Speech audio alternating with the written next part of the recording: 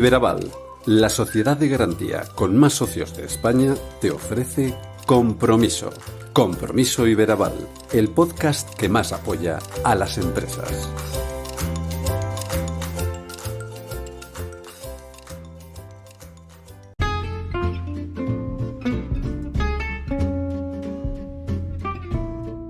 La Unión Europea, sus políticas han cobrado una importancia notable en nuestras vidas. Eso que muchas veces no vemos o no queremos ver, que es la importancia que tienen ciertas políticas y las normativas que con ellas van aparejadas, va a estar presente en este podcast que, como bien sabéis, no es solo economía. En la primera parte del mismo vamos a contar con la presencia del director general de Iberaval, que va a hablar de la importancia que está cobrando la financiación verde o también la disposición de instrumentos financieros por parte de Iberaval a partir de fondos FEDER o de cómo hay que afrontar este 2021 crucial para muchas economías particulares y también empresariales. Vamos a tener presente igualmente a José María Quijano, secretario general de la Confederación Española de Transportes de Mercancías, quien nos va a hablar acerca de la importancia que tiene este sector para la economía del país por muchas cuestiones.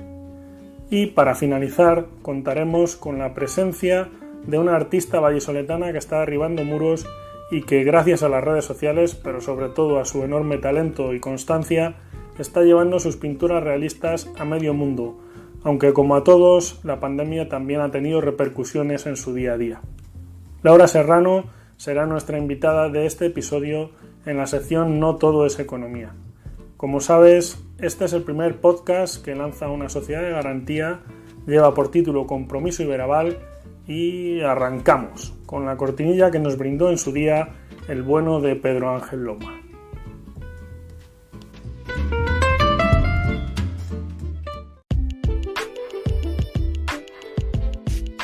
Compromiso Iberaval.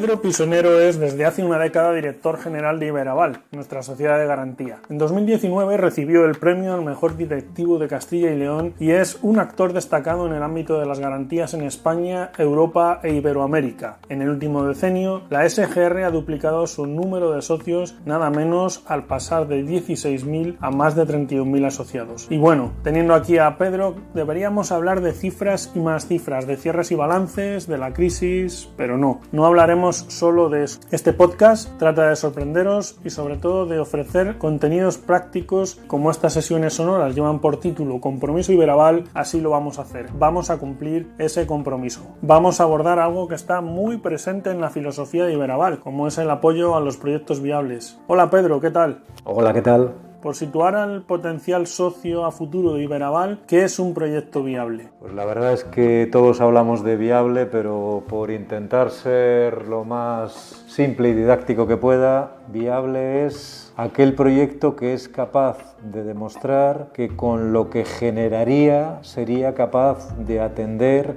los pagos que corresponderían a su negocio. Esto es, si es un proyecto que ya existe y quiere hacer una inversión, si con lo que está generando ya es capaz de pagar las cuotas que supondrían las inversiones nuevas. Si es un proyecto que se va a poner en marcha de nuevo, ver si es capaz de atender a los gastos en función a las previsiones de ingresos que tiene. Nada de esto es blanco-negro, sino que son tonos de grises. Si es capaz de justificar con un contrato que va a generar determinados ingresos, eso tiene una credibilidad rentabilidad mucho mayor que cuando solo proyecta unos ingresos que prevé tener. Y esto es intermedio o menor que cuando se plantea unos documentos de intenciones por parte de futuros clientes suyos. Por tanto, el resumen es ser capaz de justificar de la mejor manera que se pueda que los ingresos son capaces de cubrir los gastos que va a tener el proyecto, incluyendo las amortizaciones de los créditos. Se está hablando mucho de los fondos europeos para la reactivación económica que llegarán como consecuencia del colosal impacto de la pandemia. Son 140.000 millones de euros a recibir en 6 años. ¿Qué podemos esperar de ese maná que auguramos? Bueno, nuestro verdadero interés desde mi punto de vista es ser capaces de sacar nuestra economía, nuestras empresas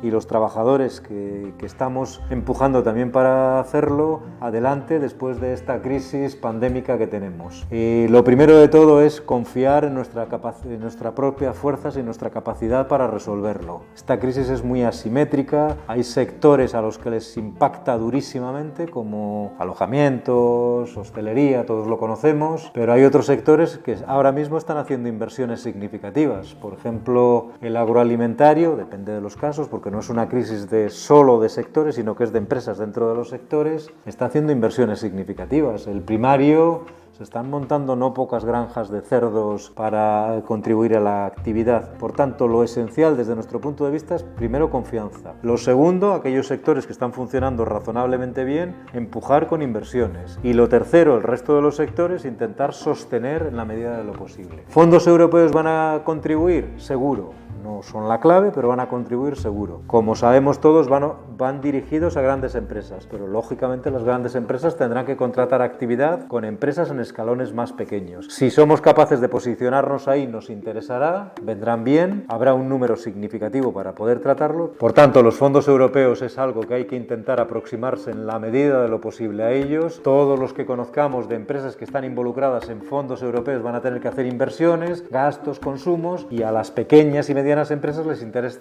estar conectada en la medida de lo posible con todas aquellas empresas que vayan a alcanzar estos fondos. Uno de los ámbitos que aborda esta enorme cantidad de fondos que en principio van a recibir los países europeos y que en una parte destacada llegarán a España es el del impulso de la digitalización, y por ello se ha instaurado un mantra desde marzo aproximadamente del año pasado que dice que en muy poco tiempo se han dado pasos de gigante que de otra manera no se habrían dado. No sé si en Iberaval ha ocurrido esto, Pedro. Sí, por suerte, de las pocas cosas y ventajas que tiene la pandemia es que nos ha hecho avanzar muy rápidamente en algunos aspectos como es la digitalización. Necesariamente ahora, para relacionarnos con el cliente, tenemos que establecer conexiones que no son personales, que no son de persona a persona, aunque es la que nos gusta. Para eso lo que se ha hecho es activar todos los procesos que teníamos para poder teletrabajar, no solo dentro de la propia Iberaval, sino con nuestros clientes. Se ha mejorado la página web para poder acceder a todas las necesidades que teníamos a través de página web, y se han incrementado, y esta parte se percibe menos, pero sí permite que aumente nuestra capacidad de hacer avales. Se han mejorado los procesos internos con los que trabajaban, intentando automatizar aquellas partes más administrativas que no aportan materia gris, que no aportan conocimiento para poder dar avales a pymes y autónomos. Las políticas medioambientales son otro hito dentro de esos fondos de reactivación económica procedentes de Europa. Iberaval va a tener en cuenta ese aspecto, es decir, el enfoque más respetuoso con el medio ambiente. El planteamiento de sostenible o no, del que yo creo que todos fuimos escépticos hace años, cada vez es algo que está más integrado en la forma de hacer,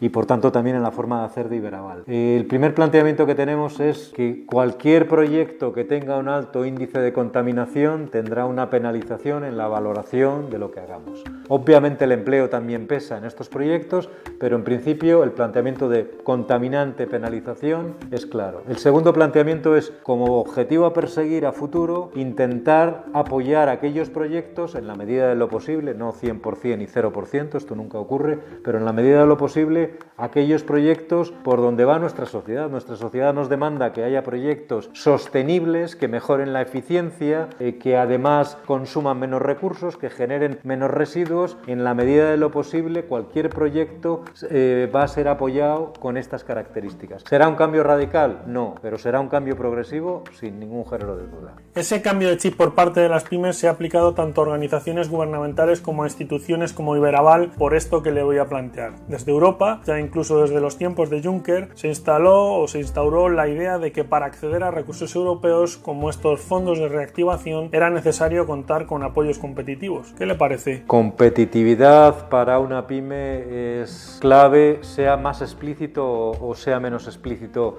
el planteamiento que hagan de ello, pero si una pyme no es capaz de producir productos a un precio que el mercado solo consume o su competidor lo produce con menor coste, tiene un problema. Para explicar a pymes lo que es competitividad, yo creo que no es troncal porque lo manejan diariamente. Lo troncal desde el punto de vista de fondos es que seamos competitivos en los proyectos que planteamos respecto de otros proyectos. Competitivos no en el sentido de ventas y de precios, sino competitivos en el sentido de la calidad del proyecto. Mi experiencia en Europa sobre la calidad de los proyectos españoles es que son en general bastante buenos de calidad. Lo que ocurre es que por un temor que desconozco qué origen tiene, consideramos que nosotros en Europa somos de segundo nivel o de segunda categoría. Creo que no es un planteamiento adecuado. Yo los proyectos que he visto en nuestra experiencia en Europa de España han funcionado francamente bien. Algunos casos han tenido premios muy significativos. No es el grueso, es cierto, pero también es verdad que aplicamos, que solicitamos muy poco a Europa. Deberíamos hacerlo, desde mi punto de vista, con más intensidad. Iberaval cuenta, gracias a los fondos FEDER, con dos instrumentos financieros, uno de crecimiento y otro de I+D+I. ¿Para qué han servido ambos? Porque uno de ellos, si no me equivoco, culmina este año. Instrumento financiero, para traducirlo en lenguaje común, es, en un caso que podemos hacer, operaciones para empresas que no son pymes. Nuestro foco de actividad siempre han sido empresas que son pymes, prácticamente todas. Pero las no pymes, las que empezaban a entrar en 255 trabajadores, se quedaban fuera. Ya se puede trabajar gracias a uno de estos instrumentos financieros con las empresas que son no pymes. Y en segundo lugar, el planteamiento más interesante desde mi punto de vista es que permite asumir unos riesgos mayores de los que habitualmente lo harían. Estos instrumentos financieros son una especie de reaseguro, para entendernos, aunque técnicamente no sea así, pero permiten que donde uno estaba dispuesto a jugarse 100.000 euros, a avalar 100.000 euros, esté dispuesto a hacerlo en 200, en 300.000 euros, depende cada uno de los casos, gracias a este apoyo. Por tanto, es una vía nueva para trabajar, desde nuestro punto de vista, muy útil. Teniéndole aquí, Pedro, y por ir finalizando ya, dada su trayectoria de varias décadas trabajando con empresas, ¿qué líneas trazaría si tuviera una pyme para este 2021, probablemente el año más complicado de esta crisis? ¿El objetivo debería ser superar este ejercicio, cueste lo que cueste? Creo que lo más sencillo que puedo contestar es por sectores y depende de la situación de cada empresa. Si estoy en un sector alimentario en el que tengo una demanda potente, que incluso tengo problemas para servirla, creo que es el momento de invertir. Esta crisis pasará y las cosas volverán a su sitio. Será más pronto, será más tarde. Pero si tengo una demanda más potente, creo que lo razonable es invertir. Si tengo, en el caso contrario, una demanda muy deteriorada, como puede ser hostelería, alojamientos, etcétera, creo que el momento es de resistir. Y la forma de resistir principal, desde nuestro punto de vista, es conseguir liquidez. Toda la liquidez que sea capaz de devolver si las cosas hubieran marchado como en el año 2019, que marcharon bien. Por tanto, me pondría en una posición de liquidez. Y si estoy en sectores intermedios, buscaría una fórmula de optimizar los costes que tengo en mi compañía para poder ser capaz de funcionar hacia adelante con mejor competitividad. Por tanto, hay posiciones muy diferenciadas. Es verdad que la parte más complicada de los sectores está teniendo problemas gravísimos, es cierto, y por tanto hay que resistir como buenamente se pueda, hasta donde los límites de cada uno sean capaces de sostener, pero por el otro lado hay un gran número de sectores que están creciendo. Recientemente ya estamos haciendo operaciones de inversión casi de un 40%. En ese ese caso hay que empujar, el futuro volverá a ser distinto de lo anterior, pero se le parecerá en muchas cosas a lo que teníamos anteriormente, por tanto, en esos casos empujar, en los otros casos cubrirse y en la posición intermedia optimizar la posición de la empresa. Pues muchas gracias por tus aportaciones, Pedro, muy interesantes. Gracias, volveremos a llamarte para atender a nuestros socios a través de este podcast. Será un placer.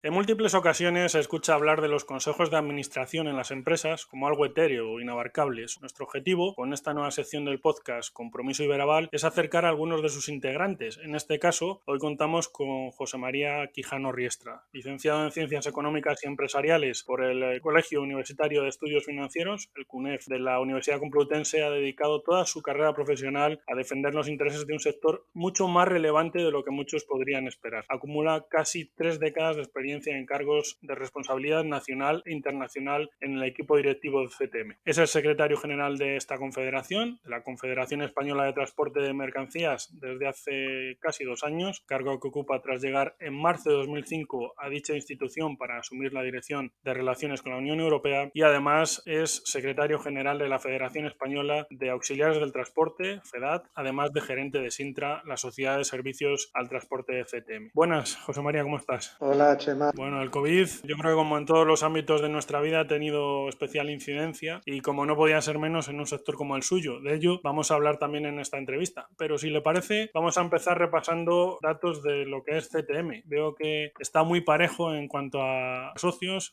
en esa atención a empresas con respecto a Iberaval. Ambas instituciones las conoce usted muy bien. No está nada mal esa cifra, ¿verdad? No, por supuesto. Bueno, CTM es la Confederación Española de Transporte de Mercancías. Tenemos asociados en torno a 31.000 empresas de transporte, desde grandes empresas hasta pequeños autónomos. Y además pues tenemos dentro de la confederación distintas especialidades, porque a nivel nacional muchas empresas, aparte de estar en sus provincias, también por la especialidad en concreto están afiliadas a ellas. Y nuestra labor principal, por supuesto, es estar un poco al tanto de lo que es la política de transporte en conexión directa fundamentalmente con el Ministerio de Transportes, que es nuestro interlocutor más próximo con la Administración, y otros ministerios que tienen actividades conexas con la actividad propia del sector, así como organismos de todo tipo, y también contamos con una oficina en Bruselas desde hace años de representación que nos sirve para estar presente también en todo lo que se mueve dentro de la política de la Unión Europea relacionado directamente con nuestra actividad. Nuestra labor fundamental, como comentaba, es el estar dentro del juego de los intereses que marcan nuestra actividad y su defensa. También somos la principal asociación del país con mayor representatividad dentro de un órgano dentro del propio Ministerio de Fomento, que es el Comité Nacional de Transporte por Carretera, que de alguna forma actuamos como asesores o órgano de consulta del propio ministerio. Hay que decir que es un sector que tiene una relevancia fundamental. Hablamos, por ejemplo, en términos de PIB o de actividad de empleo. No sé si nos lo puedes cuantificar brevemente, José María. El Producto Interior Bruto, el sector está en torno al 4 y pico, y en empleos pues estamos hablando de en torno a 100 y pico mil empresas de transporte de mercancías, de transporte público, porque también existen empresas de transporte con autorización de transporte privado que no ofrecen servicios a terceros, sino que es para sus propias mercancías. Y dentro de estas 130 y tantas mil empresas de transporte público, pues tenemos una media sectorial en torno a 3 vehículos por cada empresa, con lo cual estamos hablando de cerca de las 400 y pico mil empleos directos relacionados con lo que son conductores, ¿no? Y a partir de ahí pues está todo el personal administrativo que puedan llevar las empresas de mayor tamaño. Podemos estar rondando los 500.000 puestos de trabajo, ¿no? Directo. Dicho esto, José María, ¿cuál es la salud actualmente del sector transportista? Bueno, el sector de transporte es un sector que, como se ha demostrado últimamente, es un sector catalogado como esencial por su actividad, que lo que hace es prestar servicio al resto de la industria y de los sectores de la economía de este país para trasladar precisamente esas mercancías a los centros de consumo y a las fábricas y a los distintos mercados, tanto nacionales como europeos. Y en ese sentido, bueno, es un sector que tiene tradicionalmente una posición delicada en cuanto a la posibilidad de negociación en los mercados, pues porque somos un sector bastante atomizado, dependemos mucho del movimiento y de la demanda de los distintos mercados y tenemos, pues eso, al ser un sector bastante atomizado, debilidad en las negociaciones, con lo cual es un sector que sufre los vaivenes de la economía con bastante fuerza. Por ejemplo, en cuanto existen movimientos al alza del precio de los combustibles, pues se ve muy afectado, porque es muy difícil trasladar esos aumentos de coste, que es una partida fundamental para las empresas de transporte, al mercado, ¿no? Y luego, pues hablando un poco de la situación actual de la pandemia, pues comentar que es un sector que ha dado la cara indiscutiblemente, que ha estado presente, arriesgando la salud de los propios conductores y de los empleados de sus empresas, y que pues lo ha pasado mal y lo sigue pasando mal. Al principio por la falta de mascarillas, de EPIs, de medios, la imposibilidad de acceder a los centros de carga y descarga de una forma segura, la imposibilidad de acceder a estaciones de servicio para poder comer, con las distintas restricciones marcadas tanto al inicio de la pandemia como posteriormente por las comunidades autónomas. Y aunque pueda dar la apariencia de que precisamente por ser un sector esencial ha trabajado de forma muy activa y quizás no se ha visto tan afectado por la pandemia, no es así, porque hay cierta parte del sector que incrementó su movimiento y sus servicios, pues por dar servicio precisamente a supermercados, a servicios esenciales que demandaban también de alguna forma a la sociedad, pero a mayor coste, debido a que al estar cerradas otras actividades demandantes de transporte, pues el retorno, que es una figura esencial en el movimiento del transporte de mercancías, pues faltaba en muchas ocasiones. Entonces solamente teníamos un transporte de ida, pero no contabas con el transporte de vuelta en carga, pues para poder llegar a equilibrar tus costes, ¿no? Entonces, bueno, supuso un aumento precisamente de costes. Y por otra parte de las especialidades del transporte han estado muy paradas durante muchos meses. El tema de la logística sí ha ganado terreno por cuestiones, yo creo, obvias. Sí. Como el imparable crecimiento del comercio electrónico, que estábamos todos en casa y que ese comercio electrónico ha ido ganando terreno a la compra tradicional. No sé si esto también ha incidido en cierta manera en que ese parón que está derivado a la pandemia, los transportes han sido servicios esenciales, igual que pueden ser también, por ejemplo, los financieros, aunque hay veces que no se dice, ¿no? Yo no sé si la logística en cierta manera ha salvado, por decirlo a lo llano, os ha permitido salvar los muebles durante estos meses. Se ha trasladado mucho de la compra al modelo e-commerce, y eso ha significado un aumento de los movimientos en lo que se llama el transporte de última milla, fundamentalmente, ¿no? Que es la entrega a domicilio de todo este tipo de paquetería en la compra del e-commerce. Pero también hay que tener en cuenta que mucha de esta entrega a domicilio y de última milla se está realizando por medios que de alguna forma incluso el propio sector los ha estado de alguna forma denunciando, ¿no? Porque es a través de personas con un coche, pues se enganchaban a una plataforma de servicio para entrega de paquetería y de forma de título particular pues están entregando paquetes, ¿no? Con esto quiere decir que parte del sector profesional pues no se ha visto tan afectado en este incremento de la actividad del e-commerce, porque se han utilizado pues lo que se llaman ahora los riders, pero tampoco significa que haya habido una actuación de incremento de volumen de actividad del propio sector en una forma muy exponencial. En España el transporte se teje fundamentalmente a través de las carreteras. En este capítulo de las infraestructuras, yo no sé si estarás de acuerdo con nosotros, tras el boom de finales de los 90 y principios de los 2000, parece que por cuestiones meramente económicas, entiendo, ha habido un frenazo casi en seco en el desarrollo de ejes viarios. Y hay una demanda, yo creo que constante, ya no solo por parte de transportistas, apoyadas también por ciertos gobiernos territoriales para el desarrollo de estos ejes. No sé si estás de acuerdo, José María. Sí, llevamos mucho tiempo denunciando la falta, sobre todo la falta de mantenimiento de las vías que están en funcionamiento y muchas de ellas, como tú bien dices,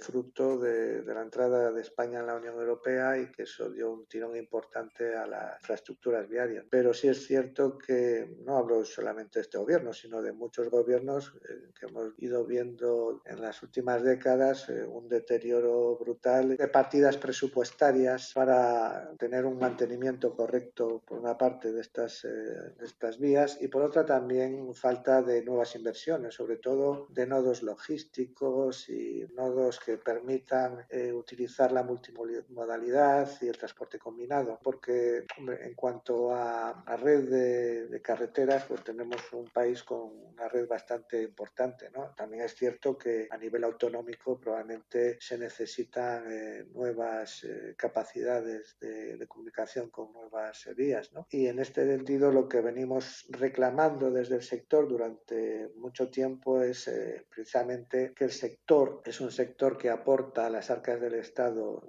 bastante dinero anualmente. Estamos hablando de que solamente por el impuesto especial sobre los hidrocarburos el Estado está recaudando en torno a los 11.000 millones de euros anuales y esos 11.000 millones de euros van a la cesta común, con lo cual no van directamente a revertirse sobre el mantenimiento de las carreteras o nuevas inversiones, ¿no? Y es algo que siempre ponemos encima de la mesa porque incluso luego por parte tanto del movimiento en la Unión Europea como los propios gobiernos e incluso empujados por la actividad económica de los concesionarios de autopistas y de los constructores, pues se va buscando esa figura conocida como la euroviñeta para que de alguna forma sea el propio sector de transporte de mercancías el que vuelva a pagar de nuevo lo que se llama la figura del pago por uso, que es pagar por utilizar las vías de comunicación, cuando ya te digo que estamos aportando cantidades muy importantes a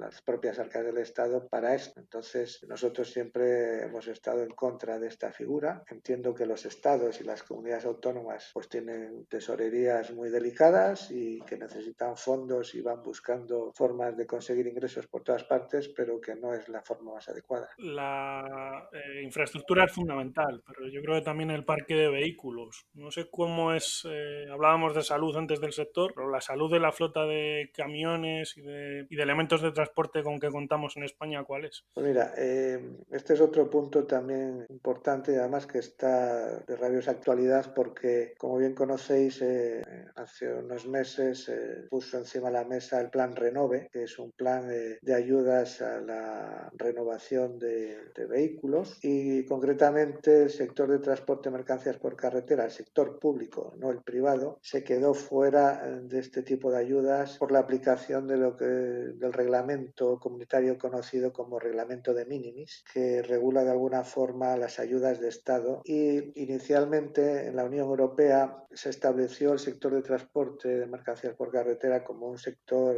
excesivamente atomizado a nivel de la Unión Europea, que entendía la propia Unión que cualquier tipo de ayudas para renovación o adquisición de vehículos podía suponer pues una tentativa contra la competencia desleal respecto de un Estado a otro. Y por eso mismo, en esta última convocatoria del Renove, cuando ya muchos concesionarios tenían apalabrados, porque se venía hablando de ello hace tiempo, transacciones de compra de nuevos vehículos y las propias empresas de transporte, en última instancia nos encontramos con que este tipo de ayudas no eran válidas para el sector y el sector se ha quedado sin acceso a estas ayudas. Recientemente la propia Comisión Europea ha hecho una consulta abierta para ver cuál era el posicionamiento de los distintos países sobre la compatibilidad de ayudas de Estado con los propios planes verdes que se están hablando mucho junto a los planes de digitalización, que significa buscar un camino hacia un mundo más verde en el sentido de entablar una política medioambiental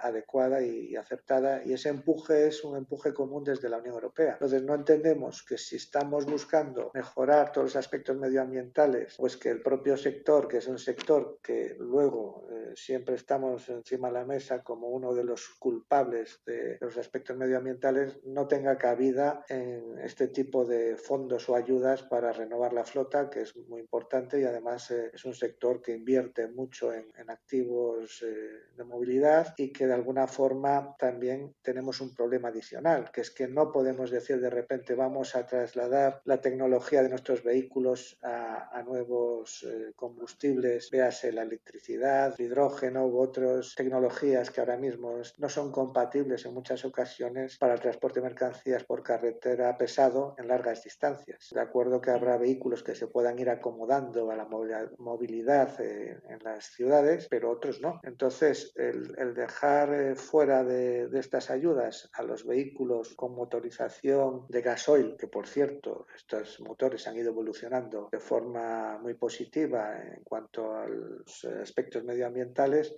pues no tiene sentido, sobre todo porque además es una actividad que es necesaria y el movimiento de las mercancías no se puede parar. Entonces entendemos que en ese sentido hay que potenciar y cambiar lo que haga falta para que esas ayudas también lleguen al sector. Usted ha sido bastante crítico por todo lo que aconteció en las pasadas Navidades en el Canal de la Mancha, cuando, podemos decir, miles de camiones quedaron varados. Le voy a preguntar no sobre esa circunstancia, sino sobre otra estrechamente relacionada, que es la incidencia que va a tener el Brexit en un sector clave como el del transporte por carretera. ¿Cuál va a ser? Pues bien, bueno, partiendo de las circunstancias previas, que como bien dices, pues han sido bastante negativas para el sector y para el resto de actividades económicas, pues la situación del Brexit nos pone en un escenario complicado a las empresas de transporte de mercancías por carretera. ¿Por qué? Porque ahora mismo Reino Unido es considerado como un tercer país y si bien el acuerdo que se ultimó a finales del 2020 ha permitido de alguna forma no llevar al extremo todas las repercusiones que podía tener el ser un tercer país y ir mitigando de alguna forma pues algún tipo de obstáculos que podían suponer el ir de lleno a un Brexit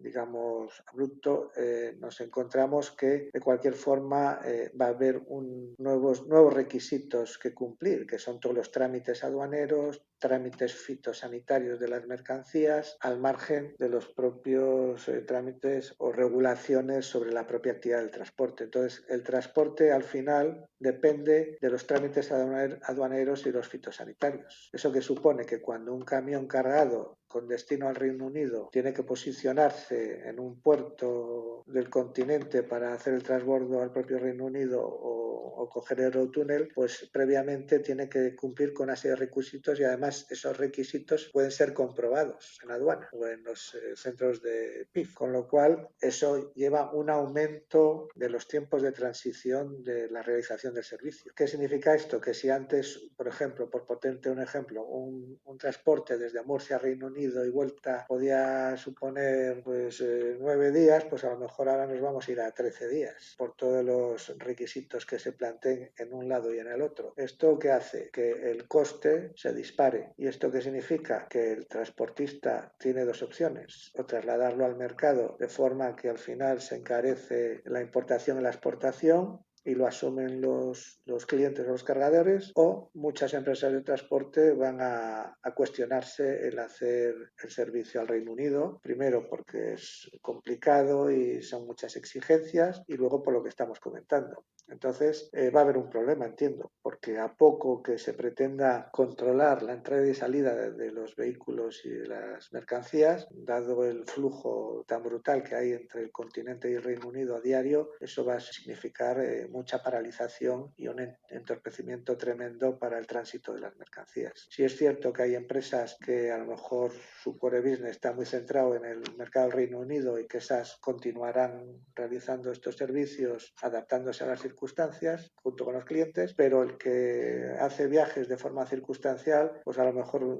pretende buscar otros mercados porque no interesa el ir ir al Reino Unido. Terminamos, José María, simplemente agradecerte tu presencia, tu trabajo en Iberaval y bueno, Sí. como dice un directivo que usted conoce bien, que es el director general de esta compañía, Pedro Pisonero, cuando hay camiones en la carretera hay alegría económica, se entiende. Ojalá que siga habiendo muchos camiones, cada vez más, lo cual no será mala señal. Muchas gracias. Bueno, ya que estamos dentro del ámbito de Iberaval, pues por una parte el agradecimiento como confederación a la labor que realiza Iberaval, porque entendemos que es muy importante para que las pymes puedan acceder a la financiación y a los créditos, y la labor que se realiza dentro de las sociedades de garantía recíproca es una labor muchas veces desconocida, pero es tremendamente importante y hace que muchas operaciones que a lo mejor no hubiesen sido aprobadas en el entorno financiero conocido por todos, pues salgan adelante con el apoyo de estas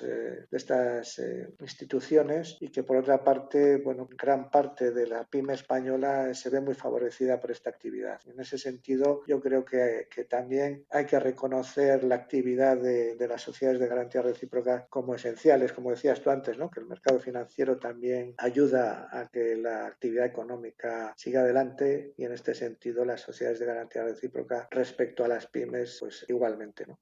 Muchísimas gracias, José María. Ahí queda ese mensaje. Seguimos en contacto. Muchísimas gracias por pasarte por este podcast. A ti, Chema, muchas gracias.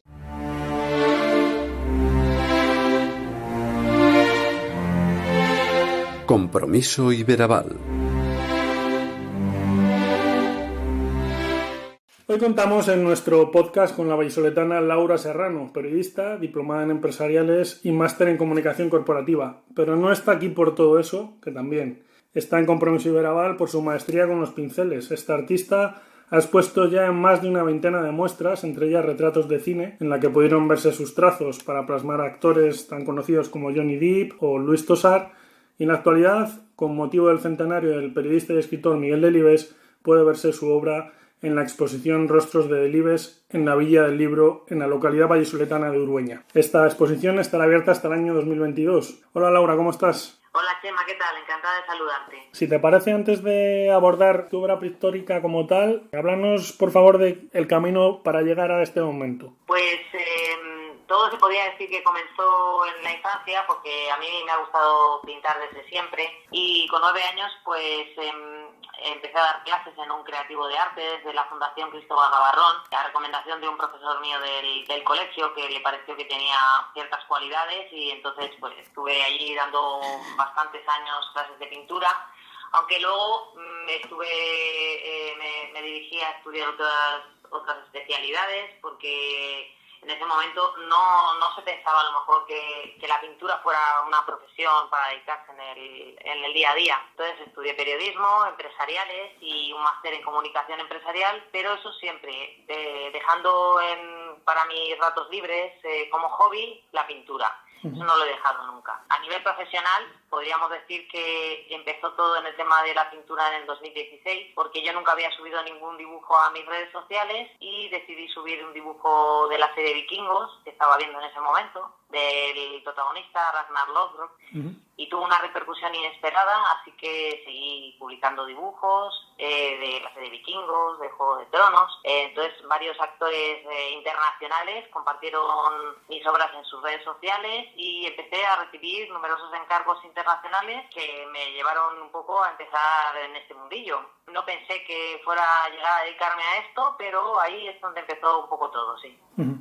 Tu obra, tú la defines como realismo esencial. Ese realismo esencial, cuéntanos en qué consiste, Laura. Pues yo le llamo realismo esencial porque más allá de lo que es el hiperrealismo, que se trata de que en tu obra aparezcan exactamente todos esos rasgos, las arrugas en su sitio, cada uno de los pelos, etcétera.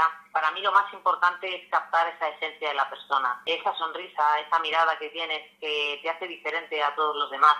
Por eso lo he llamado de esa forma, realismo esencial, porque es tu propia esencia, lo único que me importa que salga en mi obra. Algo que se ve muy bien en la exposición exposición que ahora mismo tienes en marcha, que es una muestra que puede verse en la Villa del Libro, en Urueña, en la provincia de Valladolid, y que se compone de 11 retratos de paisanos, de habitantes de la localidad, a los que has trasladado a ciertas obras de Miguel Delibes, que es precisamente con lo que está relacionado. Cuéntanos cómo surge esta exposición. Todo surge hablando con el director de la Villa del Libro, con Luis Enrique Valdés, que él quería que hiciera una exposición allí en la Villa del Libro, y como yo quería que tuviera una temática vinculada a lo que es la Villa del Libro, en el momento que me di cuenta que iba a ser el centenario de Delibes, se me ocurrió hacer en homenaje al escritor.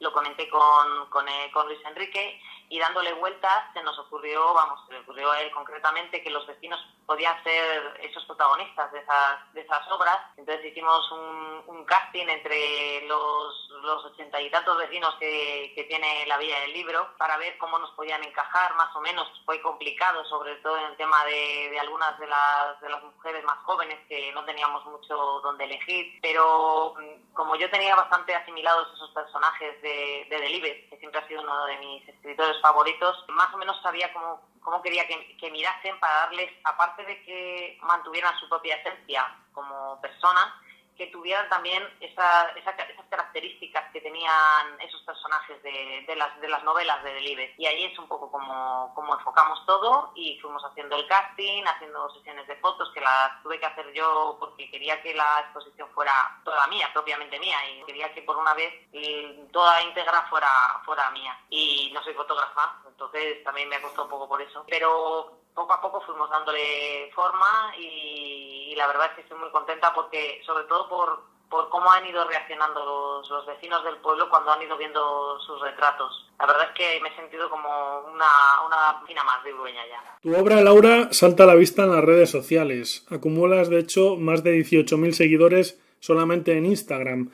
Yo he de decir que he contactado contigo a través de LinkedIn, donde cada vez que accedo me sorprendo con alguna nueva pintura tuya.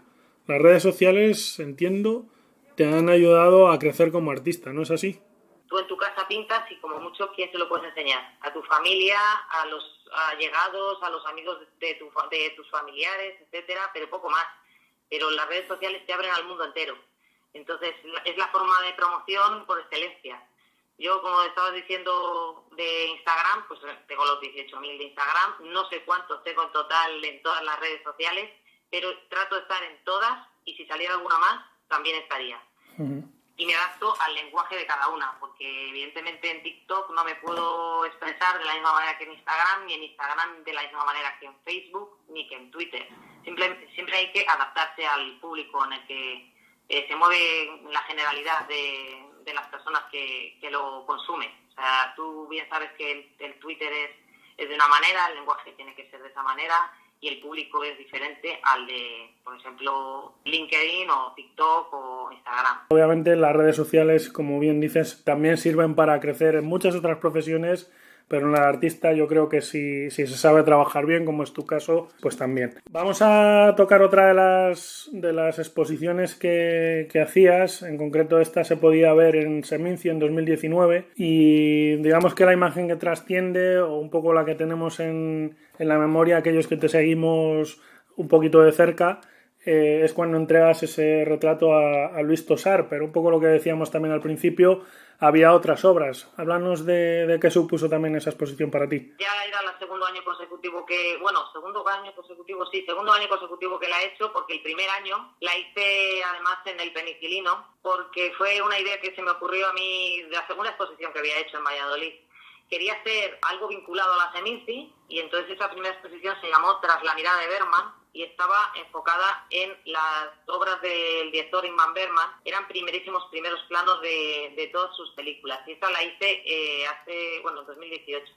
Y entonces en 2019 ya hice la siguiente que estás comentando, gracias a la cual tuve la posibilidad de dar ese retrato a Luis Tosar, todo un honor para mí. Y además su cara de sorpresa para mí fue importantísima, porque él no se esperaba que se lo diera, y el hecho de verlo en directo con el tamaño que tiene, porque cuando la gente suele hacer dibujos de este tipo, suelen ser un poco así tamaño folio y tal, y yo cuando los hago los quiero hacer en condiciones, que se puedan exponer también y que los puedas colgar en tu pared de tu casa. que dé un poco de juego también. Luego, aparte, que estabas comentando, una exposición es la que estoy preparando ahora mismo. Ajá.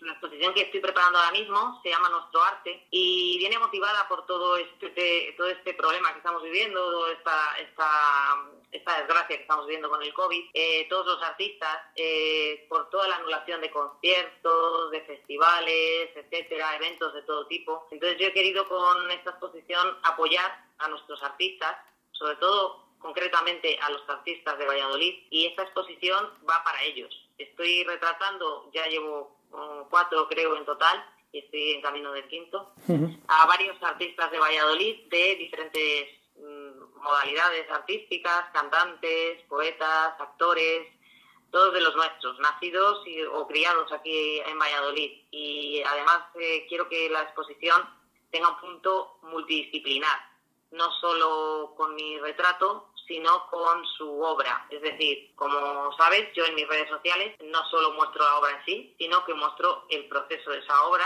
pequeñas partes del proceso, con algo, una música de fondo, etcétera. En estos casos, la aportación musical o artística van a ponerla a ellos mismos. Entonces, esa exposición, la idea es que sea que toque varias modalidades artísticas, no solo mi obra en sí, sino su obra también, que el apoyo sea mutuo entre todos. No sé si nos puedes adelantar quién está presente en esa exposición. Yo he expuesto también en el Conexión Valladolid durante el año pasado, el año anterior, evidentemente. El año pasado es cuando no se pudo hacer, que se canceló, iba a volver a exponer, y ahí lo que exponía eran cantantes. Cantantes de Valladolid, cantantes de fuera, pero cantantes de los nuestros también. Y entonces, como yo ya tenía esa idea en la cabeza y le estaba dando vueltas al tema del apoyo a los artistas locales, me pareció muy buena idea abrir el abanico. Entonces, ahora mismo tengo varios artistas locales, conocidos por todos, que son Andrea Garci, por ejemplo, Natalia Fustes, el DJ Oscar Minas, el cantante de hip hop Andrew Savedrawin, y ahora mismo estoy enfocada en otros colectivos que van a ser ahora mismo del mundo de la poesía y de las artes dramáticas. Hablando de intérpretes, de cantantes, hay también otra imagen, yo creo, icónica. Yo no sé si para ti, por lo menos para los que vemos desde fuera, lo es. Que es cuando entregas ese retrato a otra genial artista, que es Gloria Gaynor, que para quien no la sitúe, que habrá alguien, es la intérprete de ese himno que es I Will Survive, ¿no? Sé que la pudiste entregar esa obra, de hecho recuerdo bastante bien las imágenes, qué es lo que te dijo, obviamente también se la veía sorprendida, pero qué es lo que te traslada a ella. Sí, la verdad es que también ha sido otro de los momentos más importantes, como estás comentando. Yo en principio tenía intención de felicitarla a través de las redes, pero como me ha pasado en otras ocasiones que los actores y actrices han contactado conmigo porque querían esa obra que había publicado y sabía que iba a venir aquí a Valladolid, yo se lo transmití vía Twitter a nuestro alcalde que iba a hacer ese dibujo. Y él me comentó que como tenían pensado hacer algo para ella, que sí me parecía buena idea poder dárselo en persona, cosa que a mí, como no, me pareció pues estupendo, y poderle cantar el cumpleaños feliz en directo. Pues cuando le di el retrato a Gloria Gaynor, no voy a olvidarme nunca de sus palabras, porque lo que me dijo fue que era el mejor retrato que le habían hecho. Y eso es lo que puso además en su Twitter. Así que lo podéis ver todos ahí también. Son trabajos, la verdad es que complicados, entiendo, pero bueno, dada tu trayectoria y cómo te enfrentas un poco a cada una de las obras, pues entiendo que tú ya lo tienes dominado. Pero no sé si hay algún trabajo, digamos, de alguien que conozcamos todos, que te haya costado un poquito más, ¿no? Porque al final lo que haces, como bien comentabas al principio, es trabajar a partir de encargos, pues ya sea de la propia persona que quiere tener un retrato, de un familiar, de un amigo, etcétera, ¿no?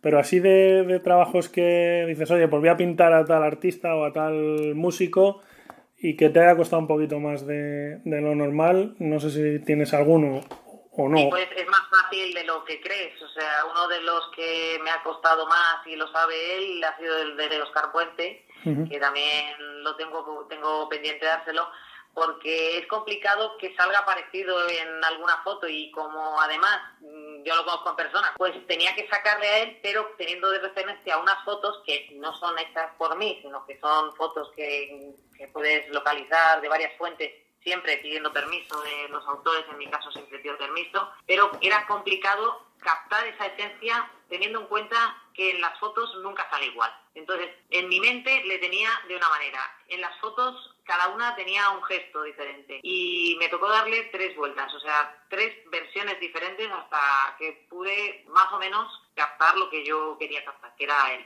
uno de los más directos. ¿Te gusta retratar a cualquiera? Lo puedes hacer, obviamente, pero alguien a quien te gustaría entregar tu obra, algún, yo qué sé, algún ídolo de la juventud que te gustaría entregárselo. Sabes que me gusta dar mis obras, lo estás diciendo, y tengo un retrato de la mirada de Antonio Banderas que me encantaría dar a Antonio Banderas.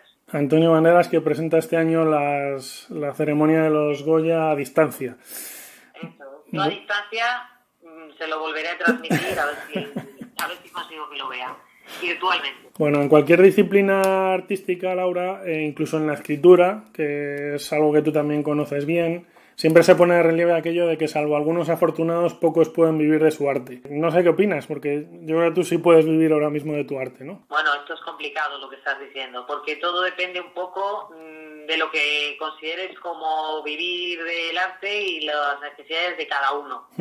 Es decir, a lo mejor si yo me quiero comprar el coche de última gama, etcétera, etcétera, pues no, pero como soy una chica de gustos sencillos, pues no tengo ningún problema. Bueno, me lo has contestado antes, pero en un momento como el actual, aún en plena pandemia, esto nos está afectando a todos. No sé cómo a un artista como tú pues le ha venido el tema del COVID, quiero decir. ¿Has tenido más encargos, menos encargos? ¿Has estado más en casa y has aprovechado para hacer más trabajos? ¿Cómo ha sido tu día a día en este casi año ya que llevamos? Sí, en mi caso he tenido problemas con los encargos internacionales, porque como todo el mundo también lo he sufrido, el COVID, lo que tú estás diciendo, y me han perdido varios encargos que he enviado a Estados Unidos, con lo que he tenido que paralizar los encargos a Estados Unidos, pero por otro lado me han aumentado mucho los encargos a nivel nacional. No sé si porque la gente necesita otro tipo de cosas un poco para compensar ciertos momentos o ciertos sufrimientos. También es verdad que me ha tocado dibujar a gente que han perdido por este tema, etcétera. Entonces, una cosa por otra. Que los encargos a nivel internacional los he paralizado porque no me compensaba perderlos, evidentemente, los dibujos. Pero al aumentar los encargos a nivel nacional, bastante más de lo que ahora mismo puedo llevar de ritmo, no he tenido un problema para poder hacerlo, desde luego. Qué duro esto que dices y sobre todo qué responsabilidad, ¿no? El tener que hacer este tipo de dibujos de gente que ya no está. Sí, mucha gente eso no lo sabe, pero la mayoría de los encargos que yo tengo es de gente que ha fallecido. Por eso el realismo esencial ahí es muchísimo más importante. Lo que tengo que poner esto... Siempre digo que en cada uno de mis dibujos hay un trocito de mí, porque pongo todos los sentimientos en cada uno de los dibujos que hago, porque sé que la persona que lo va a recibir va a notar ese sentimiento. Sin sentimiento no hay arte. Bueno, tu obra, Laura, aparte de en muchas casas, también está o se ha podido ver en otros lugares, ¿no? Por ejemplo, ese retrato tuyo de la princesa Leonor, que fue portada de uno de los diarios de Vocento, el Comercio, también con motivo de los premios que allí se entregan, o la obra tuya sobre Lorca, que servía para homenajear al poeta en la Casa Seat. Es decir, no eres un artista eminentemente local. Yo entiendo que, sobre todo por lo que tú decías, tienes encargos internacionales, tu obra se puede ver en otras partes de España. No sé qué proyección te planteas tú a medio o largo plazo, no en este momento, que obviamente estamos todos bastante constreñidos, pero ¿tú tienes algún tipo de reto de exponer en algún sitio? ¿Cuál es tu objetivo, Laura? Sí, lo que estás diciendo, para mí ahora fundamentalmente con toda la situación actual, eso es una cosa que de momento prefiero no plantear, porque como no sabemos hacia dónde vamos, mis pretensiones a nivel de exposición de momento las he dejado ahí paralizadas y estoy trabajando en la exposición de los artistas de Valladolid, porque creo que a corto plazo y a medio plazo va a ser lo más factible. Y luego a nivel internacional es que no te puedo decir porque de momento además por alguna razón me van surgiendo las oportunidades.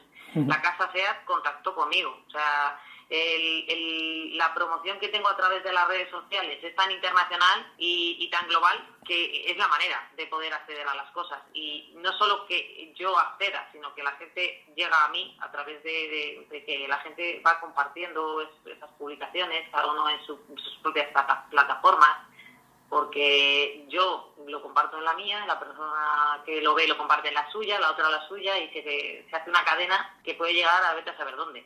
Pero ahora mismo, según está todo, es que prefiero no pensar. Lo primero que se solucione esto. Pues sí, la verdad es que sí.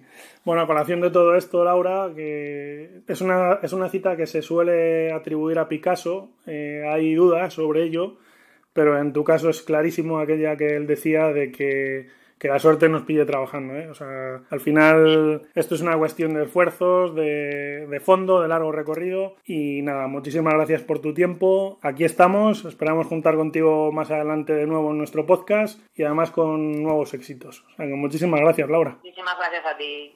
Hasta luego, Chema. Has escuchado el podcast de Iberaval, tu sociedad de garantía.